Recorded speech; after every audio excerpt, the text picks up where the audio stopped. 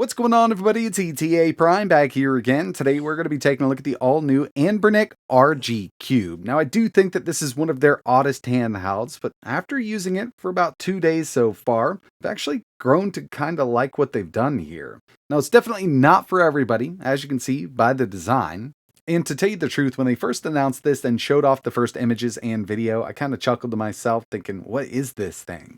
They do offer a few different color variants. I've got the purple version here, and in images online, I originally thought it was going to be more pink. It's definitely more purple, and I'm not sure how well it's coming across on camera. But I've also got the beige white version, and over on their website, they have 2 more colors. You can go for black or the gray, and that gray really does kind of give off a Famicom vibe, given those red accents they added there. So yeah, I think the beige white does look pretty good. It's a little off-white, obviously, with the beige name, and having those colored buttons really does let it kind of stand out. As you can see with both of these units, we do get some RGB around those analog sticks. And the first thing a lot of people will notice is the odd screen. It's actually got a resolution of 720 by 720, so we've got a perfectly square screen here. It's an IPS fully laminated. Around back, we've got these analog triggers with some really nice travel, a lot more than some of their other devices. We've also got our power button and our volume rocker over here, and this is an actively cooled unit, which means it does have a fan and heatsink in it because we're working with a pretty powerful CPU when you compare it to other devices they've released. Micro SD card support for easy storage expansion, and we've got some grips around here on the back which make it really easy to kind of hang on to. Textured grips, so this thing isn't going to be slipping out of your hand. And it does kind of fit right in there very nicely. Up top, we've got our USB Type-C port, micro SD card slot, a 3.5mm audio jack, and our exhaust vent for that built-in cooling system. Over on the right-hand side, again, power button, volume rocker, and moving around to the bottom, not much going on, but we do have dual stereo speakers. These are downward facing. This thing gets pretty loud. There's not a lot of bass to it, but I'm surprised at the sound output. When it comes to the specs of the RG Cube, for the CPU, they opted to use the Unisoc T810. This is a 6nm 8-core ARM SoC, and with this we get one A76 core up to 2.7 GHz, 3 A76 cores up to 2.3, and 4 A55 cores up to 2.1. We've also got a Mali G57 GPU at 850 MHz, and you might recognize this chipset from another handheld they recently released known as the RG556. We've also got 8GB of LPDDR4X RAM, 128GB of UFS 2.2 storage, plus micro SD card support.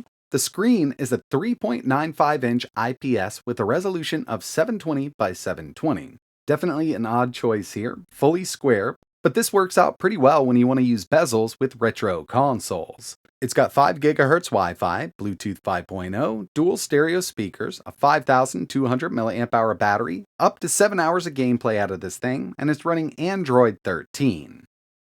So first and foremost, this is an Android device. We do have that built-in Wi-Fi and access to Google Play. Didn't have to do anything. It does support OTA updates, so once we get some fixes for anything that's going on after the community gets their hands on them, Anbernic can fix it pretty easily with one of those updates.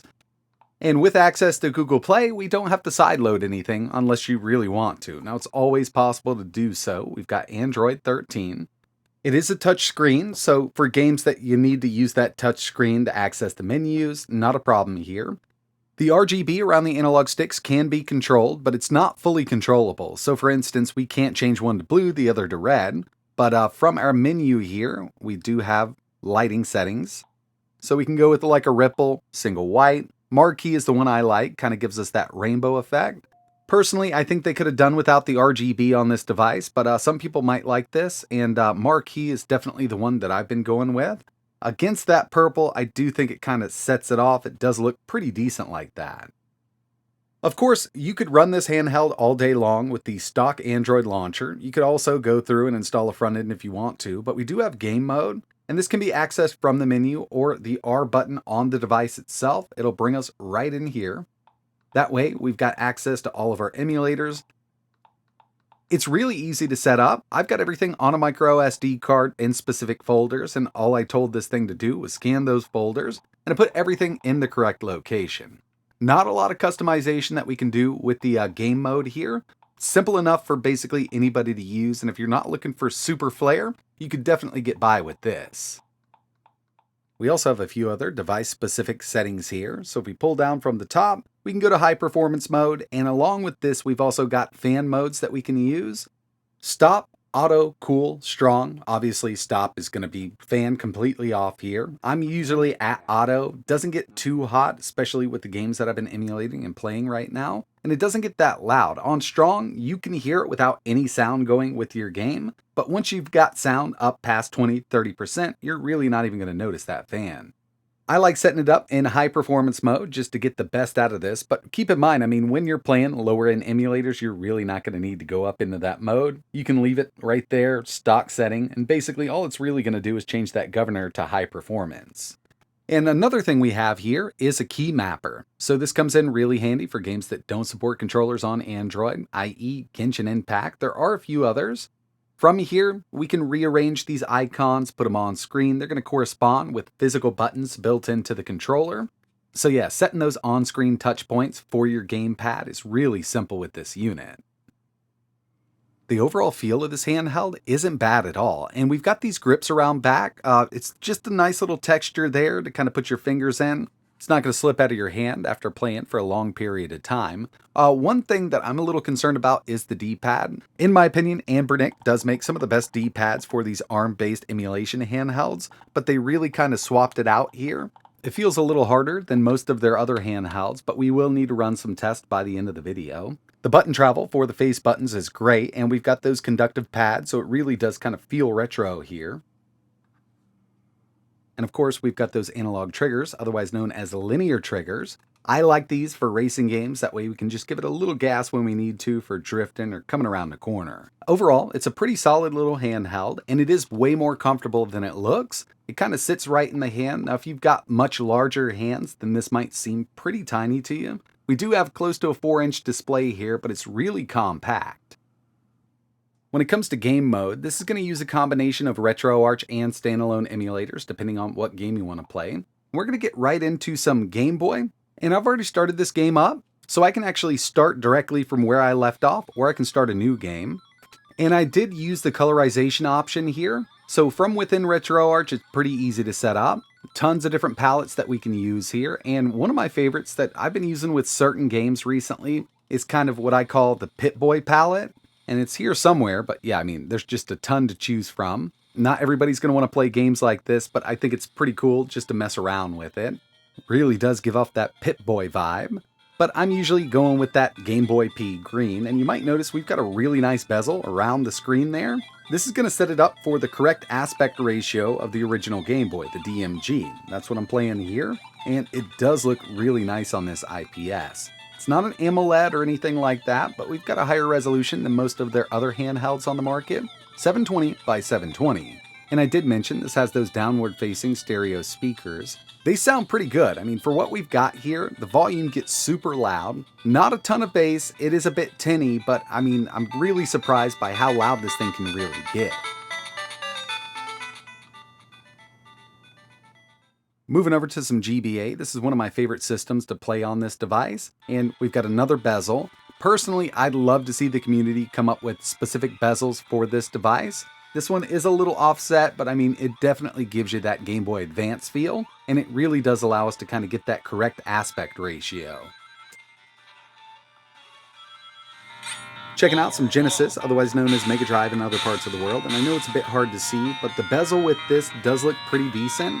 Again, it would be nice when the community gets their hands on these to kind of create device-specific bezels for this screen here. But I gotta say, one of the most impressive systems to play on this is SNES. And I say impressive, we've got more than enough power even with lower-end devices to play these games at full speed. But just having that real aspect ratio with the bezel, it does feel super nice with some SNES games. Rocking out with some PlayStation 1 emulation here, we've got more than enough power to emulate these games at full speed, and you can really pick and choose which emulator you want to use. You could go with DuckStation, but I'm using PC SX Rearmed with RetroArch. Another system I've been playing quite a bit on the RG Cube is N64. Right now I'm using MuPin 64 plus FZ, I'm not using RetroArch, so we don't have a bezel or anything like that. If you wanted to go with Mupen through RetroArch, you could definitely enable some bezels to make it look really nice. But I think that this emulator on Android is kind of the way to go. And I've tested quite a few games here. 007, all of them run really well. But of course, we're going to run into a few little weird issues here and there given this screen resolution and screen aspect ratio. For instance, here's PSP using PPSSPP. You can see it's really stretched out. Now there are ways to fix this, but we are going to lose a lot of that screen.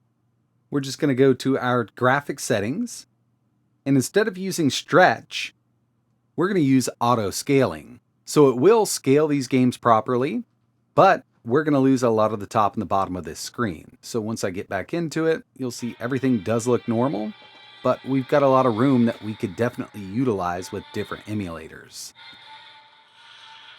Now, PSP emulation on this device is really great. I'm running this at 2x resolution, Chains of Olympus, one of the harder games to run, and it'll go right through. Every once in a while, there's a little bit of a hiccup. I'm using the Vulkan backend, but from game to game, you can up or lower that resolution. For the most part, a lot of the easier stuff is going to run it up to 4x, and with that, we're a little over the 720p resolution of the screen, but it does look really great like that.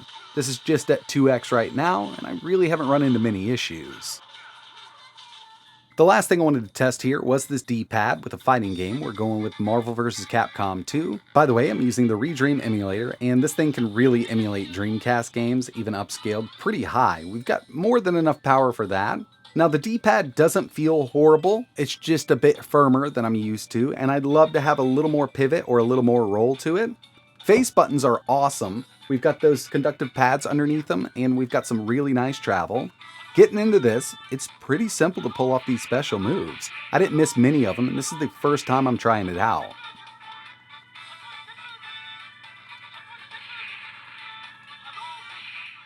So far, I think it's a pretty interesting little handheld, but I did run into a couple little things here and there. Now, on this beige unit, if you take a look, I've got a totally black PNG right now. Light bleed or screen bleeding is super minimal. I mean, it's really not noticeable. And by the way, I've got both of these set up the exact same way, 100% screen brightness. When you take a look at the purple unit that I have here, you can definitely notice that screen bleed or that light bleed. Same exact image that I'm using here, and just moving the device a bit, you can kind of get rid of it in certain spots. It'll be more pronounced in others. So yeah, this is definitely a manufacturing issue.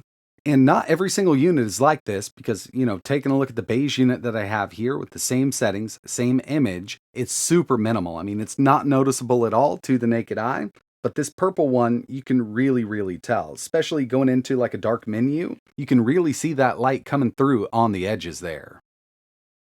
So yeah, it's definitely a really oddball handheld, but after using it for a few days, I've gotten used to it and kind of enjoy the whole form factor here.